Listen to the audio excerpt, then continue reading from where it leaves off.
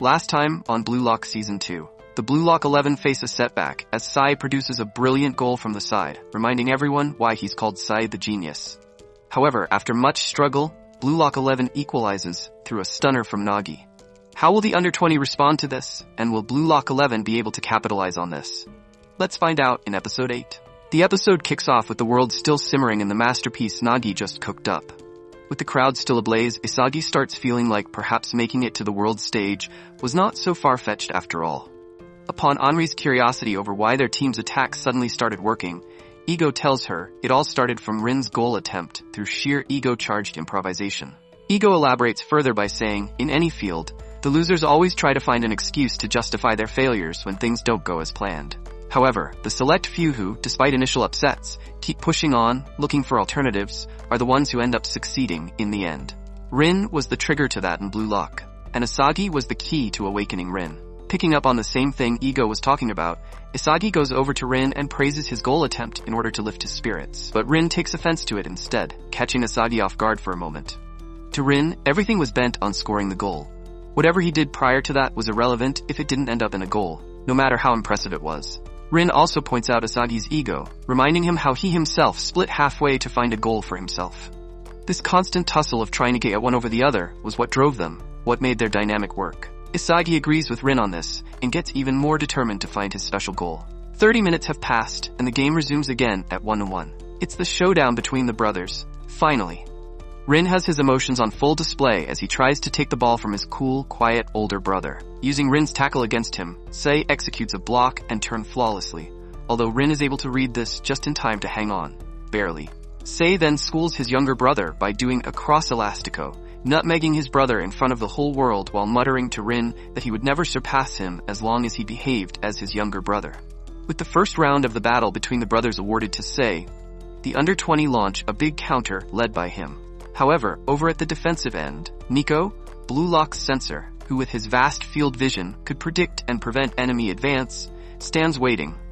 Nico quickly analyzes the pitch, picking Sendo as the most probable person Sei would pass to. He locks on. Successfully predicting Sei's plan of luring him in to disturb their formation, Nico pauses one step early and clears the ball. The ball reaches Karasu, and Blue Lock's counter is on. Karasu accurately analyzes the enemy's three-phase defense pattern.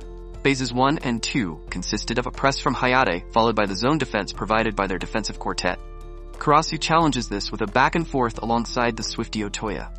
This triggers the Under-20's third and final defensive phase, their defensive juggernaut, Aiku himself, to take action. But Otoya misleads Aiku by passing it on to the speedster Chigiri on the right. Aiku wastes no time trying to intercept Chigiri, but Chigiri, who at this point could not be told he wasn't the fastest man on the planet, blasts off through the right wing, even leaving Aiku behind. Nearing the right corner, Chigiri makes a quick pass to Karasu, but it gets cleared by Sai.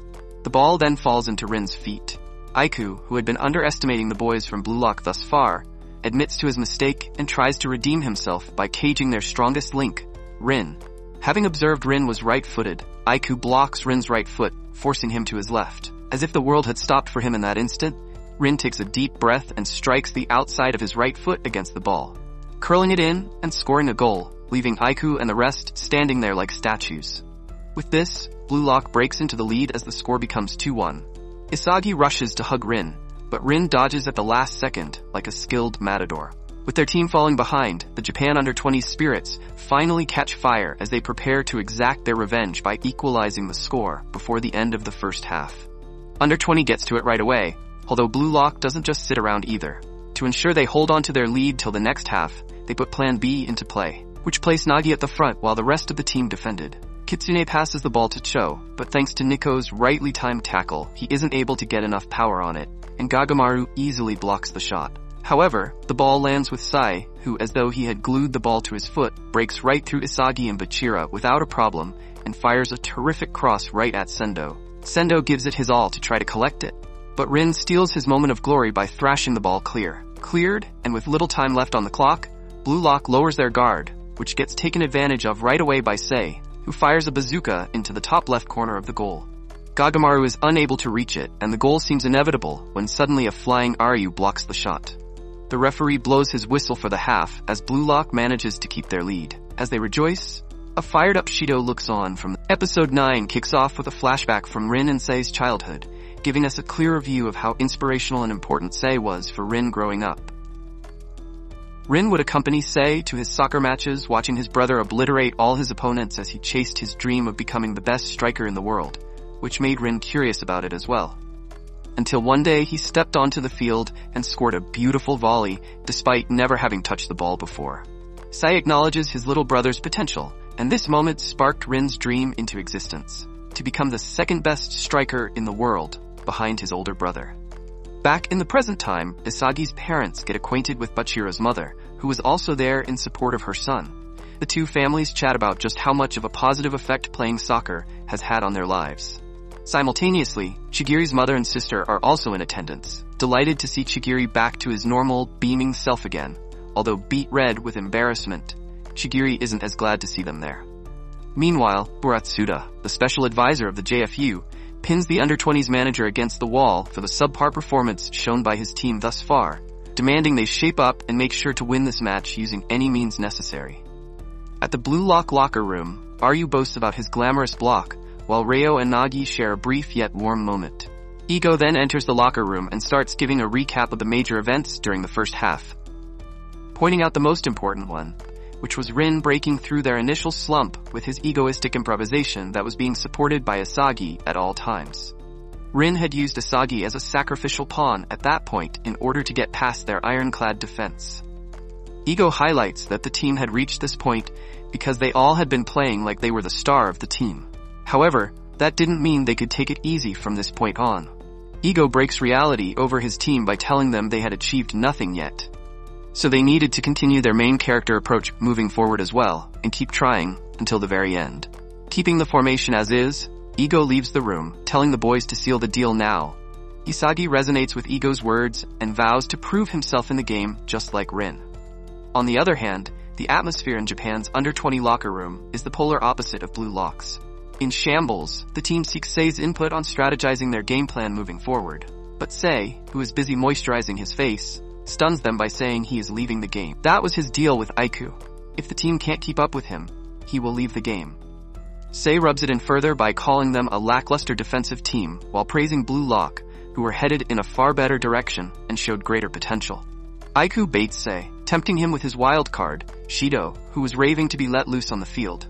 Sei decides to give them another chance, tempted by the possibilities of playing with Shido. Around the same time, Rin sits alone in the locker room, with Sei's words still bouncing around in his mind. Rin thinks back on old times. Back when he was a little kid with a simple dream of becoming the best striker in the world alongside his brother. The brothers grew stronger together every day, getting closer and closer to their goal. Sei then got scouted by one of the best soccer clubs in Europe, Royale. The two brothers share a heartfelt moment together the day before Sei had to leave for Spain, promising his older brother he would become the best in Japan to get scouted just like him. The two siblings give each other their word to meet on the world stage as the best in the world one day. Seeing his brother off to better opportunities, Rin pledges to himself to do his best to follow right behind his brother. He carries his brother's team to countless victories. And everything seems to be going well until one day during a late-night practice, Sei suddenly shows up. Rin welcomes his brother back joyfully, although Sei doesn't express any warm feelings upon seeing his younger brother again after so long. Having experienced the world now, Sei tells Rin he was going to update his dream of becoming the best striker in the world to the best midfielder. Stunned by what he was hearing, Rin corrects him and tells him there was no point in becoming the best midfielder. Sei considers Rin's behavior immature, as he hadn't been out there like he had, as the two brothers get into a heated argument over it. We arrive back at the moment from the very start of the season again, as Sei challenges Rin to a one-on-one, banking their dream of becoming the best strikers in the world on it. What happens next is a brutal dismantling of Rin's hopes and dreams at his brother's own hands as he closes the chapter on their shared dream with a single goal. Sei tells Rin to quit soccer if he only played it for him, calling him an eyesore and a pain in the neck for him. These words from his older brother, who meant everything to him, really take a toll on Rin, as he thinks about giving up soccer itself at first, but then gets engulfed in severe bitterness and rage as he swears to get revenge from Sei for stomping all over what he held so dear. Time for the second half is here, as Asagi tells Rin to let's go. Walking onto the field, Rin spots a stimulated Shido as Ego ponders how exactly Sai was going to utilize the uncontrollable force that was Shido when even he couldn't handle him. Stay connected, like and subscribe for more fun recaps on one and only Endless Recaps.